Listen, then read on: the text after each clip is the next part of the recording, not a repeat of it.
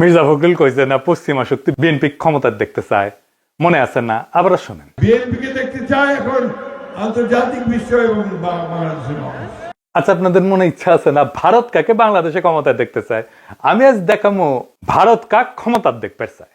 কোন ষড়যন্ত্র তত্ত্ব না, একেবারে ফ্যাক্ট দিয়ে দেখামো ইন্ডিয়া কাক ক্ষমতার দেখতে চায়। তাহলে আমগারে কোনটি দেখা লাগবি?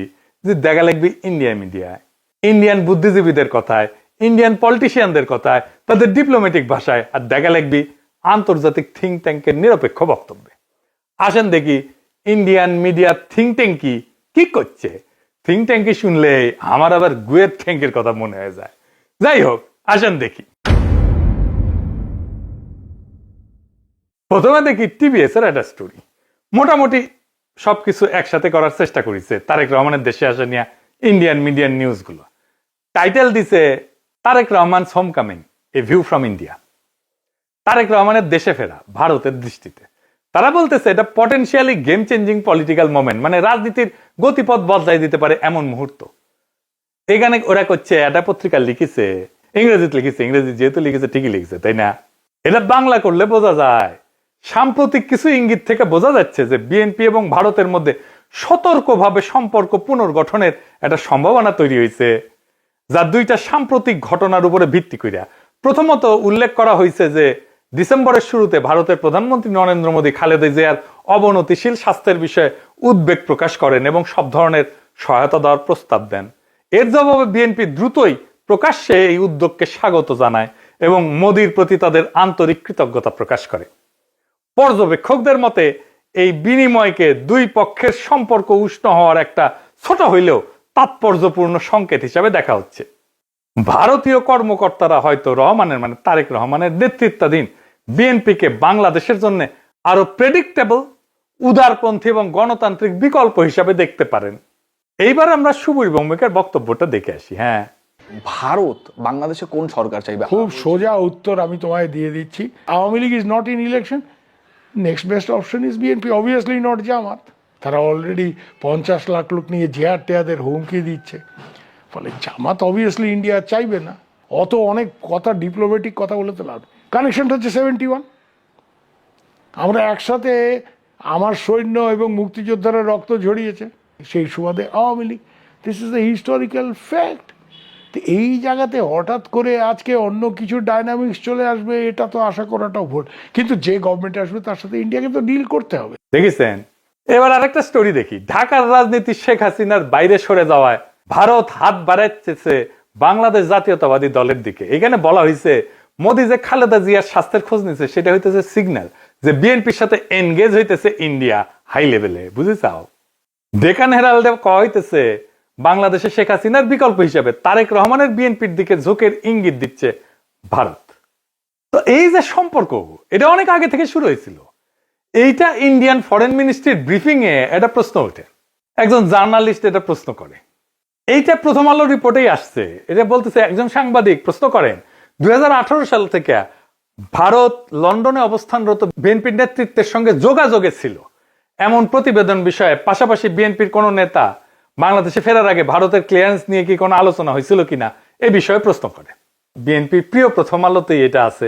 এটা এমনকি ইন্ডিয়ার ফরেন মিনিস্ট্রির ওয়েবসাইটও আছে এই আলাপটা। আর এটা রিপোর্ট করেছে ইকোনমিক টাইমস। এটি করছে নতুন সমীকরণের প্রেক্ষাপটে খালেদা জিয়ার ভারতের প্রতি রাজনৈতিক উত্তরাধিকার নরম হয়েছে। এটা ইংরেজিটা খটোমটো হয়েছে, মানে খালেদা জিয়ার উত্তরাধিকারী ভারতের প্রতি নরম হয়েছে। ডিপ্লোম্যাট একটা রিপোর্ট করেছে, জিয়ার জন্য মোদী আন্তরিক প্রার্থনা জানাইছেন এবং বলছেন যে ভারত বিএনপি চেয়ারপারসনকে, যিনি সংকটজনক অবস্থায় আছেন, সম্ভব সব ধরনের সহায়তা দিতে প্রস্তুত। জিয়াকে পাঠানো তার বার্তাটি শুধু সৌজন্যতার সীমায় আটকে নাই বলেই মনে হয় এবং অঞ্চল জুড়ে বিশ্লেষকরা দ্রুতই এর রাজনৈতিক গুরুত্ব অনুধাবন করেছেন। এটি ব্যাপকভাবে প্রতীকী হইলেও সচেতনভাবে কূটনৈতিক উদ্যোগ হিসেবে ব্যাখ্যা করা হয়েছে। একটি সংকেত যে ভারত বাংলাদেশের পরবর্তী সরকারের সঙ্গে উষ্ণ সম্পর্ক গড়ে তুলতে প্রস্তুত, যা এই মুহূর্তে জিয়ার বিএনপি গঠন করতে পারে বলে মনে হইতেছে। দা উইক বলছে, কেন তারেক রহমানের ফেরা ইন্ডিয়ার জন্য খুশির খবর। তারাই লিখেছে, এটা খুব ইন্টারেস্টিং রিপোর্ট করছে ইন্ডিয়ান এক্সপ্রেস। এটা প্রিমিয়াম কন্টেন্ট, মানে আপনাকে টাকা দিয়ে পড়া লাগবে। শিরোনাম হইতেছে, দশকের পর দশক প্রতিক্রিয়াশীল নীতির পর ভারতের প্রতি নিজেদের অবস্থান পুনর্নির্ধারণের সুযোগ পেয়েছে বিএনপি।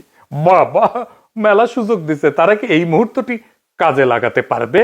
একদম শেষে বলছে, ভবিষ্যতে যদি ফেব্রুয়ারি নির্বাচনে বিএনপি জয় হয়, তাহলে ভারতের যে বিএনপির সঙ্গে তখন কাজ করতে হইতে পারে, সেই বিএনপি নিঃসন্দেহে আগের চেয়ে ভিন্ন হবে, নিঃসন্দেহে আগের চেয়ে ভিন্ন হবে, এবং সম্ভবত সহযোগিতার ক্ষেত্রেও আরো বেশি অনুকূল এবং গ্রহণযোগ্য হবে। আবার একটা জিনিস কথা বলছে, খুব ইন্টারেস্টিং কথা। বিএনপি স্ট্র্যাটেজি ঠিক করে দিচ্ছে। বিএনপি এই পথে কতটা অগ্রসর হবে তা অনেকটাই নির্ভর করবে দলটির পপুলিস্ট আবেগকে তুষ্ট করার প্রয়োজন এবং একই সঙ্গে রাজনৈতিক পরিসরটা জামাতের হাতে ছেড়ে না দেওয়ার কৌশলগত হিসাবের উপরে। বিশেষত গত এক দশকের বেশি সময় ধরে রাজপথের শক্তির উপরে নির্ভর করার অভিজ্ঞতার পর একই সঙ্গে বিএনপিকে সবসময় সচেতন থাকতে হবে আওয়ামী লীগের ক্ষমতায় ফেরার পথ তৈরির প্রচেষ্টা সম্পর্কে।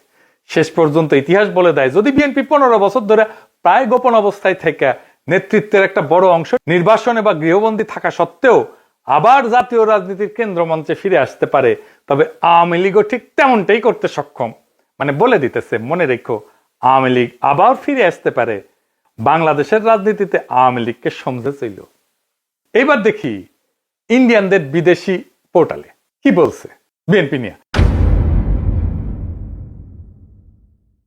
ইউরেশিয়া বলতেছে, ইংরেজি যেহেতু কয়েছে ঠিকই গেছে, তাই না? ভারত এবং বিএনপি উভয় উগ্র ইসলামপন্থী জামাত ইসলামীকে দূরে রাখার বিষয়ে আগ্রহী। এর লক্ষ্য হইল ভারত বাংলাদেশের সাথে ক্ষতিগ্রস্ত সম্পর্ক পুনর্গঠন করা এবং নিষিদ্ধ আওয়ামী লীগের রাজনৈতিক বৈধতা পুনঃপ্রতিষ্ঠার জন্য একটা সুযোগ সৃষ্টি করা। বুঝতে চাও? মানে আওয়ামী লীগকে আবার ফিরে আনার সুযোগ সৃষ্টি করার জন্য বিএনপির সাথে কাজ করবে ইন্ডিয়া। এবার দেখে আন্তর্জাতিক সংস্থার রিপোর্ট, ইন্টারন্যাশনাল ক্রাইসিস গ্রুপ, এটা একটা স্বাধীন অলাভজনক প্রতিষ্ঠান, আন্তর্জাতিক সংস্থা বলে বলা হয় আর কি। এটা নিরাপত্তা বিশ্লেষণ করে, রাজনৈতিক অস্থিতিশীলতা নিয়ে রিপোর্ট ছাপে, বিশ্বজুড়ে সংঘাত এটা নিয়ে রিপোর্ট ছাপে। তারা গবেষণাও করে, মাঠ পর্যায়ের তথ্য, কূটনৈতিক নেটওয়ার্ক এবং বিভিন্ন দেশের রাজনৈতিক পরিস্থিতি নিয়ে রিপোর্ট প্রকাশ করে। এবং এই ইন্টারন্যাশনাল ক্রাইসিস গ্রুপ ভারতের উপর নিয়মিত রিপোর্ট প্রকাশ করে, বিশেষ করে কাশ্মীর, দক্ষিণ এশিয়ার নিরাপত্তা, ভারত পাকিস্তান সম্পর্ক, মানবাধিকার এবং আভ্যন্তরীণ রাজনৈতিক উত্তেজনা নিয়ে। এরা লিখিচ্ছে, এটিও মনে হয় যে বাংলাদেশের রাজনৈতিক শক্তিগুলোর মধ্যে এই দলটি ভারতীয় স্বার্থ এবং উদ্বেগকে সম্মান জানাতে সবচেয়ে বেশি আগ্রহী ও গ্রহণযোগ্য অবস্থানে রয়েছে। অতীতে দলটিকে প্রায় ভারত বিরোধী হিসেবে দেখা হইলেও সাম্প্রতিক সময় তারা নিজেদের অবস্থান সংযত করার উদ্যোগ নিছে, জামাতে ইসলামের সঙ্গে দূরত্ব সৃষ্টি করছে এবং আওয়ামী লীগ যে ধর্মনিরপেক্ষ রাজনৈতিক পরিসরটি আগে দখলে রেখেছিল তার একটি অংশ দখলের দিকে অগ্রসর হয়েছে। বুঝছাও? আচ্ছা, এইবার আসেন বাংলাদেশের ভিতরে ইন্ডিয়ান ইন্টারেস্ট কি বলে সেটা দেখি। বাংলাদেশে কারা ভারতের স্বার্থ রক্ষাকারী? বাংলাদেশের দুইটা পত্রিকা মূলত ভারতের স্বার্থ রক্ষাকারী, বন্দের আলো আর দিল্লি স্টার। এরা এখন তো বিএনপির ক্ষমতা আসার কথা বলতেছে, বিএনপির গুণগান এমন ভাবে গাইতেছে যে মনে হইতেছে এটার মালিক এখন বিএনপি। এরা যাকে ক্ষমতায় দেখতে চাইবে, মনে রাখবেন ইন্ডিয়া তাদের ক্ষমতায় দেখতে চাইতেছে। আপনারা দেখবেন প্রথম আলো, দিল্লি স্টার ক্রমাগত বিএনপির নেতাদের, বুদ্ধিজীবীদের লেখা ছাপতেছে। আপনি দেখতে থাকবেন, এরপরে শুরু হবে যারা এতদিন আওয়ামী লীগের পক্ষে লিখতো, সোহরাব হোসেন, টোহরাব হোসেন ইত্যাদি। মিজানুর রহমান তো মারা গেছে, সে থাকলে আর সেও লেখা শুরু করতো। তারা প্রথম আলোতে বিএনপির পক্ষে লিখতো। তাই প্রথম আলো, দিল্লি স্টার ভারতের রাজনৈতিক অবস্থানের এটা লিটমাস টেস্ট। জানেন তো লিটমাস টেস্ট এটা কেমিস্ট্রির কথা, ক্ষার আর অম্ল চেনে আর কি, এটা কাগজ দিয়া। তাহলে এখন মনে হইতেছে প্রথম আলো, দিল্লি স্টার বাংলাদেশে থাকাই উচিত। এত সহজে ইন্ডিয়ার অন্দর মহলের খবর আমরা কিভাবে পাবো? ওদের কাছ থেকে যেটা পাবো সেটাই বুঝে নেবো এটা ইন্ডিয়ান খবর। আপনি দেখেন 2025 নিয়ে একটা ছবি আঁকছে প্রথম আলো, এর মধ্যে প্রথম আলো, দিল্লি স্টারের আগুন নিয়ে তো কান্নাকাটি আছে, কিন্তু সবচেয়ে উজ্জ্বল ছবিটা তারেক রহমানের। উনি ভার্চুয়াল থেকে রিয়েল হইতেছেন আর যাইতেছেন উড়িয়া ভোটের বাক্সের দিকে। পিছে তারেক রহমানের বিড়ালের ছবিও আছে। প্রফেসর ইউনূসের পাশে গরিলা দুর্মুষ পেটা করিচ্ছে, কিন্তু হাসিনার ছবিটা দাদির মতো নির্মল, কত ভালো মানুষ। এই যে প্রথম আলো, ডেইলি স্টার, এইটা যে আওয়ামী বাকশালী ইন্ডিয়ান অ্যাসেট, কোনো সন্দেহ আছে এখন? এর মধ্যে খালেদা জিয়ার প্রতি সম্মান জানাইতে ঢাকা এসেছিলেন ইন্ডিয়ার পররাষ্ট্রমন্ত্রী জয়শঙ্কর। সে অন্তর্বর্তীকালীন সরকার এবং বিএনপির কয়েকজন শীর্ষ ব্যক্তির সাথে কথা বলছেন। কি ছিল তার চাওয়া? 1 নাম্বার, দুই দেশের সম্পর্কের মধ্যে যে উত্তেজনা সৃষ্টি হয়েছে তা হ্রাস করতে হবে। 2 নাম্বার, আসন্ন জাতীয় সংসদ নির্বাচনে আওয়ামী লীগকে অংশগ্রহণের সুযোগ দিতে হবে। কি আবদার! 3 নাম্বার, আওয়ামী লীগকে নির্বাচনে অংশগ্রহণের সুযোগ দেওয়ার জন্য প্রয়োজনে 12 ফেব্রুয়ারি নির্ধারিত জাতীয় নির্বাচনের তারিখ পিছাইতে হবে। এইটা প্রফেসর ইউনূস সরকারকে বলে গেছে। তারেক রহমানকে কি বলছে আমি জানি না, তবে অনুমান করি একই বার্তা দিছে। এই বার্তা কার জন্য? এই বার্তা অন্তর্বর্তী সরকারের জন্য এবং তাদের চোখে যারা ভবিষ্যৎ ক্ষমতা তাদের জন্য, তাদের সাথেই কথা বলছে। এখন একটা জিনিস পরিষ্কার করে বলা দরকার, বিএনপি এখানে কোনো স্টুডেন্ট ফোর্স না ইন্ডিয়ার জন্য। তাকে যে পছন্দ করা হইতেছে তা কিন্তু না। বিএনপি এখানে কম্প্রোমাইজড অ্যাক্টর। তার মানে এমন একটা শক্তিতে সে রূপান্তরিত হয়েছে যারা আসলে ভারতের সাথে একটা কম্প্রোমাইজ করছে। ভারত বিএনপিকে চায় কারণ বিএনপি আদর্শিকভাবে শক্ত না, কাঠামোগতভাবে দুর্বল।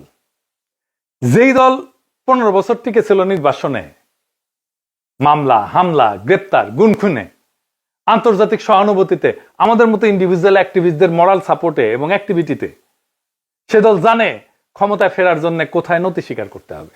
সে তারেক রহমান জানে তার বাবাকে হত্যা করছে ভারত, সে জানে তার মাকে ক্ষমতাচ্যুত করছে ভারত, সে জানে তার নির্যাতনও করছে ভারত, মাজা ভেঙে দিছে ভারত, তার মাকে জেলে দিছে, ইন্ডিয়া তিলে তিলে তাকে মৃত্যুর দিকে ঠেলে দিছে।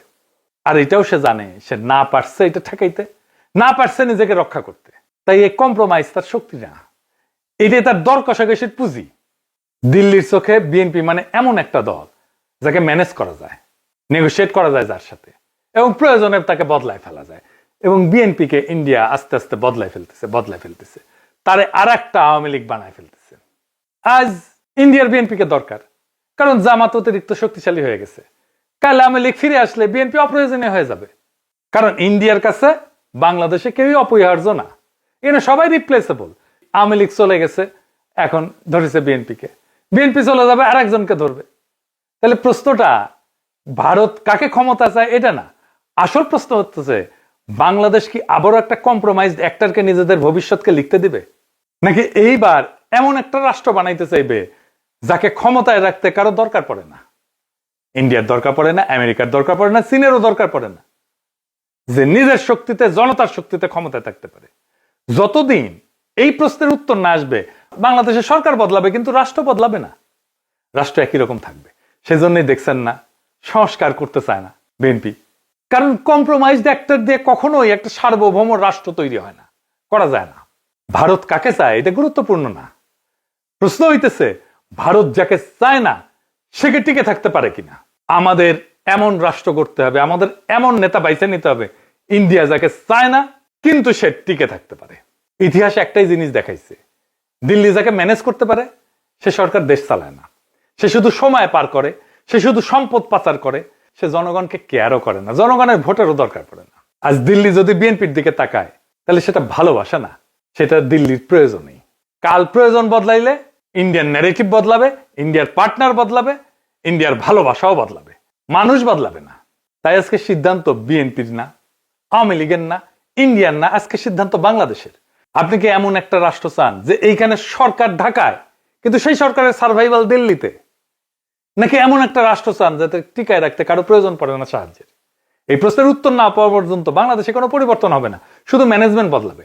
আগামী নির্বাচনে ম্যানেজমেন্ট বদলানোর নির্বাচন না, এটা আসল পরিবর্তনের নির্বাচন, ইন্ডিয়ার বলয় থেকে বাইর হওয়ার নির্বাচন। সেই নির্বাচনে বিজয়ের লক্ষ্যে আগান। আমাদের বর্ষা বিপ্লবের অসমাপ্ত কর্তব্য সম্পাদন করতে হবে এবং আমরা এমন কাউকে ক্ষমতায় বসাবো না যাদেরকে ইন্ডিয়া পছন্দ করে, যাদেরকে প্রথম আলো পছন্দ করে, যাদেরকে দিল্লি স্টার পছন্দ করে। আমরা এমন কাউকে ক্ষমতায় আসবো যারা প্রথম আলো, দিল্লি স্টার, ইন্ডিয়া সবার চোখে চোখ রেখে বাংলাদেশের মানুষের সাথে লড়াই করতে পারবে। ইনকিলাব জিন্দাবাদ।